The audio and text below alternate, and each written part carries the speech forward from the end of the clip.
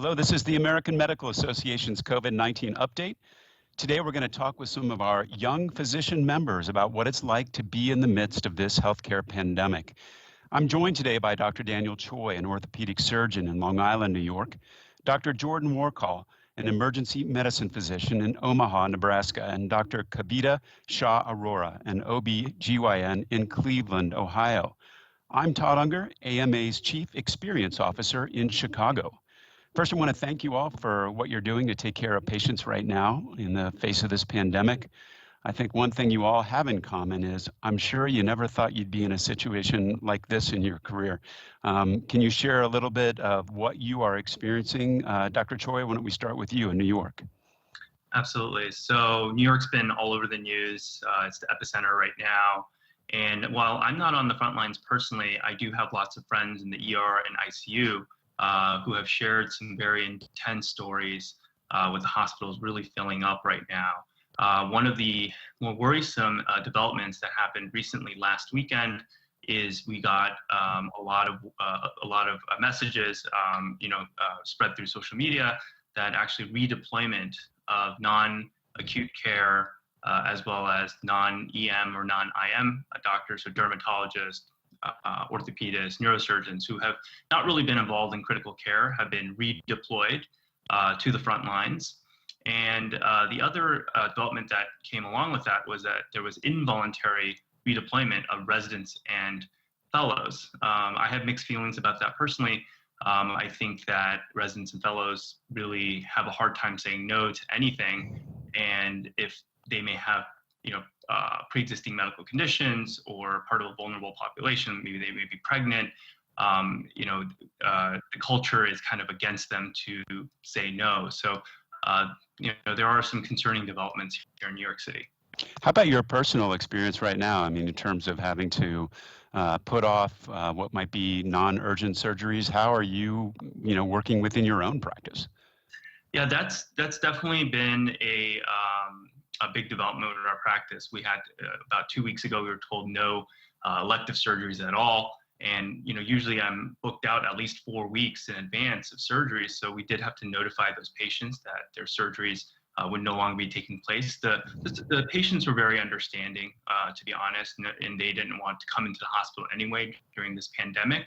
I do think that it's an economic challenge for practices all across the country right now as they face this shortfall of revenue. You may see a lot of independent practices possibly going under. I know the AMA really did a fantastic job advocating for these shortfalls in revenue to be covered by federal grants or loans. So hopefully we can lean on those to make it through this time. Well, thank you, Dr. Choi. Dr. Warkall, Nebraska is a long way away from New York City, but you're having your own different experience. Can you tell us what it's like in Omaha? So yeah, Omaha is very far away from New York City. Sometimes it feels emotionally far away too, because we're just not seeing the surges that they've been seeing in the emergency departments there. Obviously, as an emergency physician, I talk to my colleagues out there, or hear stories through social media, and I'm right now just very thankful that we're not in the position that they are. As of this morning, we only had about 250 patients with COVID-19 in Nebraska. Most of them are in my county, but it is the most populated county, so that makes the most sense.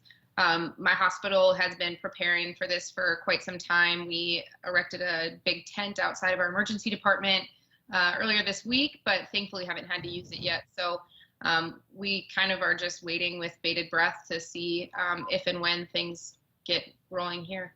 It was part of the preparation, was taking care of some of the cruise ship passengers. Is that what you mentioned? Yeah, so my hospital, the University of Nebraska Medical Center, Nebraska Medicine, is part of the National Pandemic Response hospital system. We have a large biocontainment unit, the largest in the country, that has taken care of patients from the Ebola victims crisis several years ago, and then this year took care of several of the COVID-19 patients that came off the cruise ship.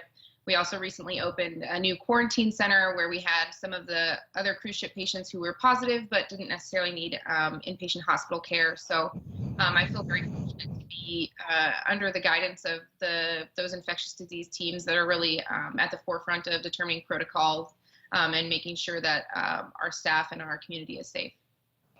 Dr. Aurora, you work in a public health county hospital in Cleveland. Can you tell us a little bit about what your experience has been?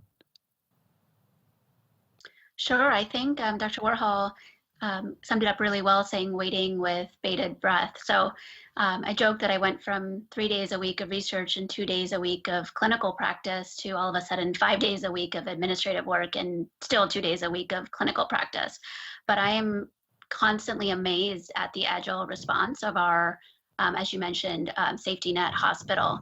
So overnight, seemingly 2 weeks ago, we transformed into providing telehealth services when we really didn't do that before as an OBGYN department, with triage protocols to ensure that those patients who still needed to be seen in person continue to be able to do so, while those that were able to safely be seen remotely were able to be kept at home and where they were safer. We're also doing the same for our staff, including our physicians. So trying to keep about half of our staff home doing telehealth remotely to keep us healthy for when the eventual surge does happen here in Cleveland.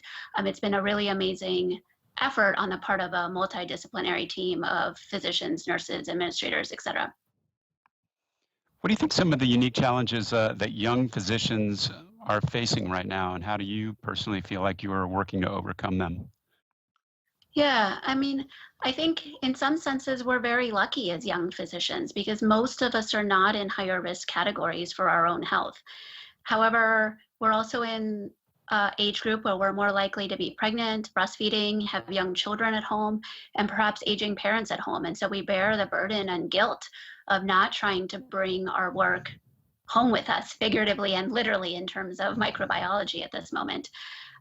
We also often don't have the financial savings, and we have the loan burdens that those more senior in practice don't. So it's harder to weather some of the financial hits that Dr. Choi mentioned.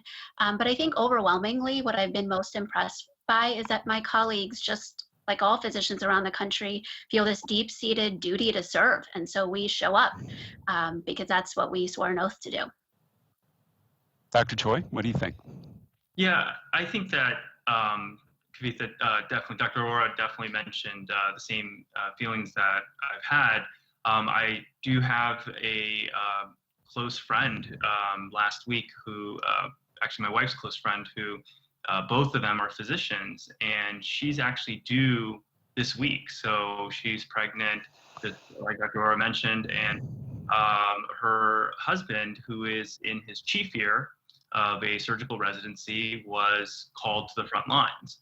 And that is, I mean, it's just a very trying time. It's a first pregnancy. They're going to have a newborn at home, and he's going to be going to the front lines. And, sometimes, residence fellows don't have the economic means to pay for separate housing on the side.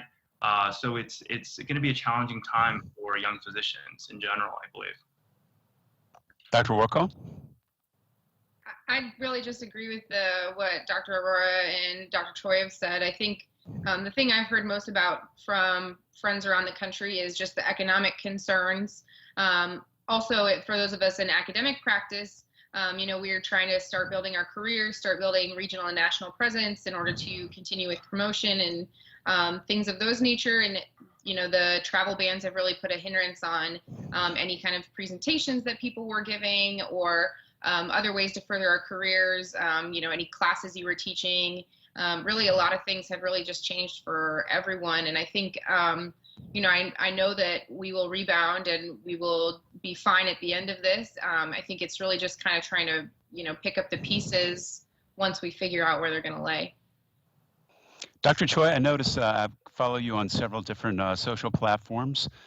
You're particularly active in regard to the pandemic. What are the key messages that you're focusing on in terms of social media right now? Yeah, absolutely. So, one of the things I'm not, in the clinic necessarily as much, I'm doing a lot more telemedicine, but I do feel a duty to try to support my frontline colleagues in whatever way possible. And if that means raising awareness about their working conditions that they're talking about on social media, or lack of shortage of PPE.